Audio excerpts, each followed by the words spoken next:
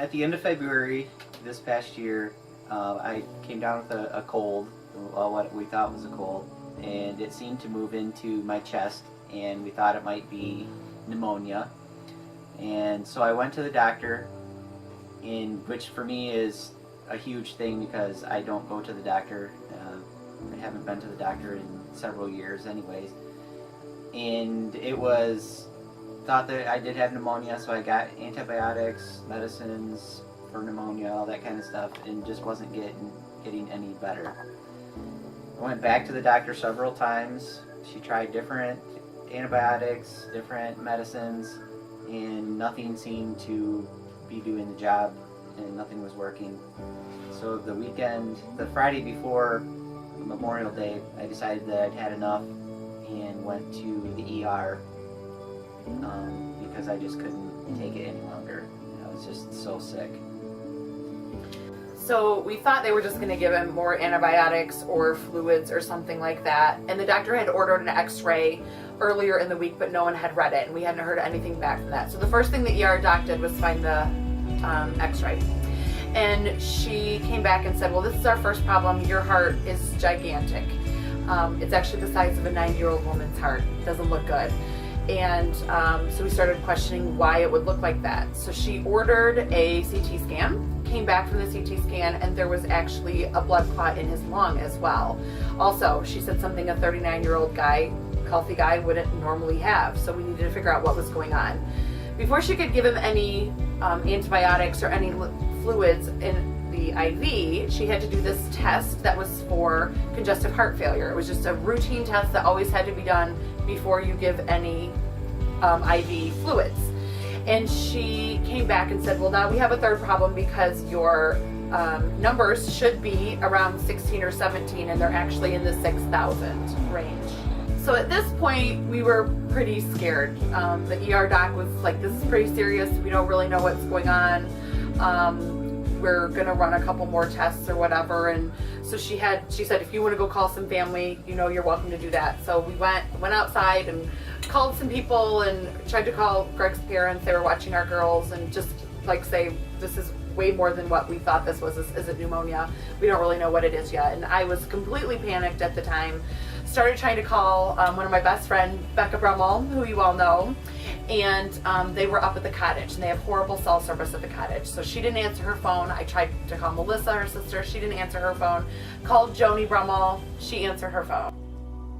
The afternoon that Tanya had called me when Greg had been admitted into the hospital, we were up north at my family's cottage, and Tanya, when I saw her name on my caller ID, I just for some reason sensed that I needed to try to make sure I had reception and picked up the phone, and I could tell immediately on the other end of the phone that something was wrong.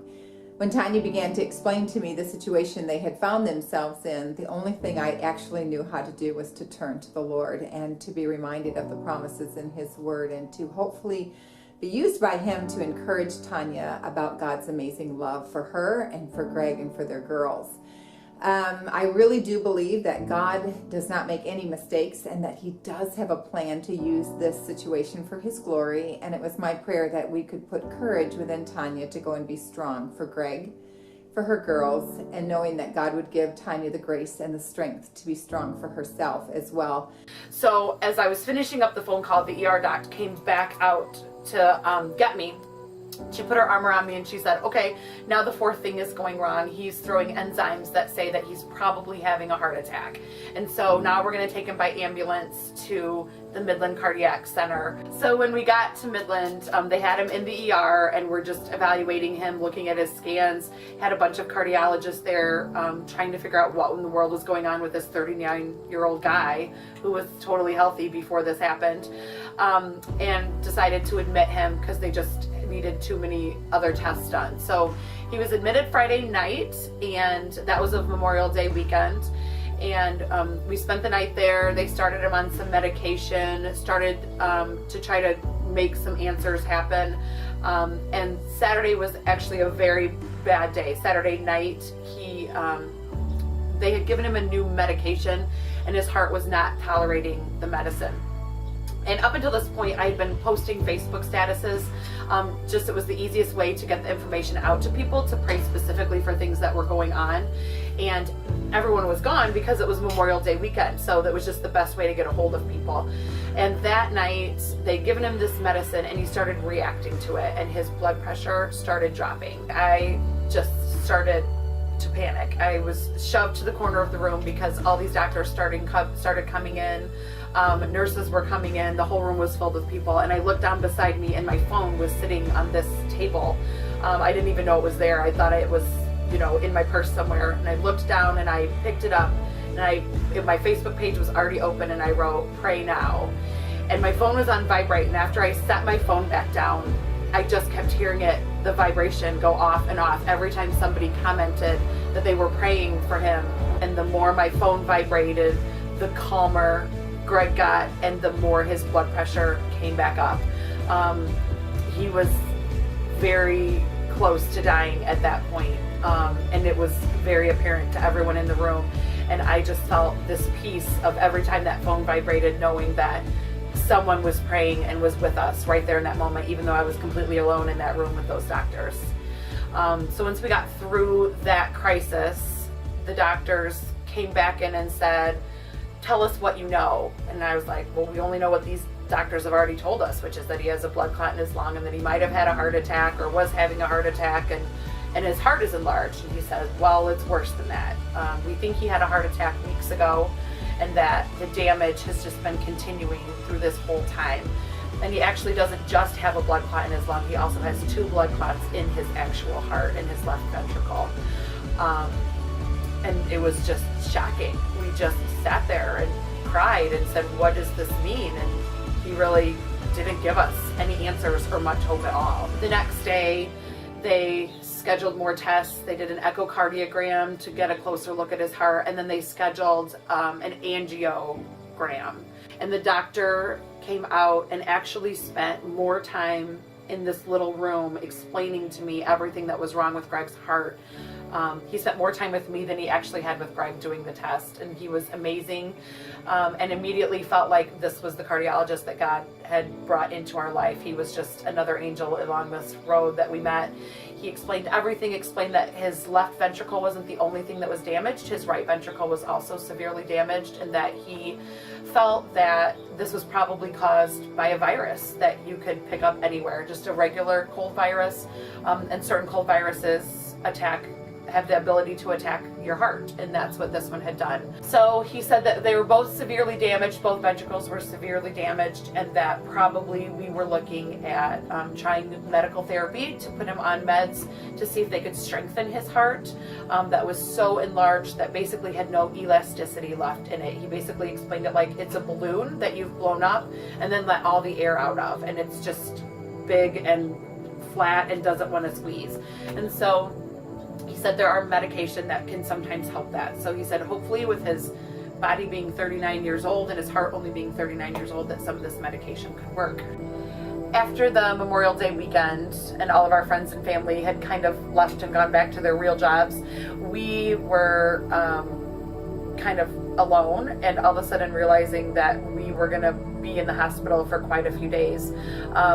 The number kept changing from 5 days to 7 days to longer. We just don't know how long you'll be. It just depends on how your heart responds to this medication. So all of a sudden, reality hit me, and I realized that I had jewelry shows scheduled for the very week that he was, we were coming upon that he was in this hospital, and didn't feel comfortable leaving him at the hospital. He was still very unstable at this point, and just didn't think I could get myself together and drive the hour home to get all my stuff and all of that. So one of our jewelers stopped by our house and got all of my hostess information for us and emailed that to me so that I would have it there. And I kept thinking, do I cancel these shows? Do I try to postpone them? I just didn't know what was the right thing to do, and if I postpone them, how long do I postpone them for? Because I had no idea how long we were going to be in the hospital or what he was going to be like after we were discharged from the hospital.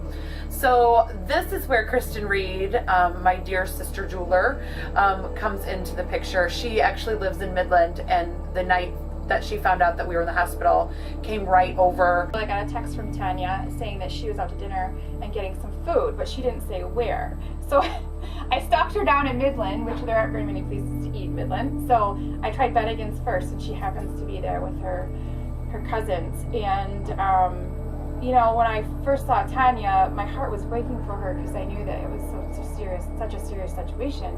And I just wanted to help. And I know when times like this, there's nothing you can do, and it's all in God's hands, but I just wanted to do something for them. And I went and saw her, and she told me all, you know, what was happening, and I just offered to do anything. And I offered to do her jewelry shows for the week, and at first she was like, no, it's okay, I'll just postpone them. And I'm like, no, you need the shows, I'll do the shows for you. Well, at the time she thought I meant me taking the shows and the profit and the bookings, and I was like, no, I'm going to do your shows for you. And I gave her the money and the bookings. And you know, I just continued to be there for them. The hospital was like 2 minutes from my house, so I could quickly do their laundry. Or I went to Meijer and got Greg t-shirts and brought Tanya Pepsi and coffee, and we closed her home shows at the at the hospital. I went there for her, so I was just there. I just wanted to do something for them. We are so grateful that we had the hope of Premier during this whole situation. I don't know what we would have done without Premier in our lives, and all of these people that God has brought into our lives through Premier. We were so blessed. We had jewelers send gift cards. We had a jeweler that said, I'm going to send you something overnighted. And the weekend that Greg went in the hospital, we got her overnight envelope, and it was a check for $500 to help us just cover expenses of food and gas and anything we needed while he was in the hospital. We had the Lansing area training did a food drive for us, and the day that we got home, they brought in just boxes and boxes and boxes of food, so that we didn't need to go grocery shopping. People just thought of everything. Every time we wondered how we were going to pay a bill, a check showed up in the mail. Someone had done a fundraiser for us, a fundraising jewelry show. Just the blessings were astronomical, and so many from friends and family, but so many from Premier people in our lives. People we had met on designer cruises, people we had met at rally, not even just people in our downline or upline who were directly related to us and knew who we were and loved us, but just people who loved us just because we were part of Premier. And that was so special to see God use Premier Jewelers in that way to bless us.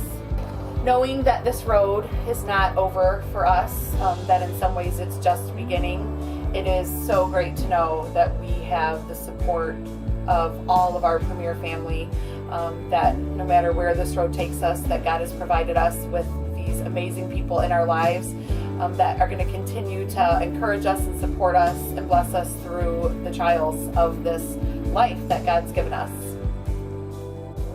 So we'd just like to thank everyone for the prayers and continued prayers as we travel down this road, and thank you for being there and encouraging us with your thoughts and cards and just everything that you've all done for us. We know that we couldn't have gotten through any of this without our Premier families, and I just want to thank Tanya for the strength that she's had through this whole thing. Sometimes life throws us a curveball, and sometimes we have unexpected avenues that we find ourselves in bewildered. But one of the most amazing things about Premier is that we're a family. Being built on biblical principles is one of the strongest assets that we as a company have. I just am so proud of each and every one of you, and know that you are in Premier for a reason.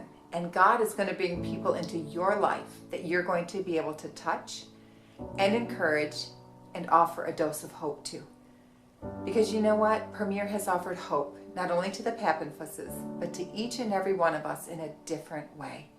And you and I are going to be those hope givers as we move forward into 2014.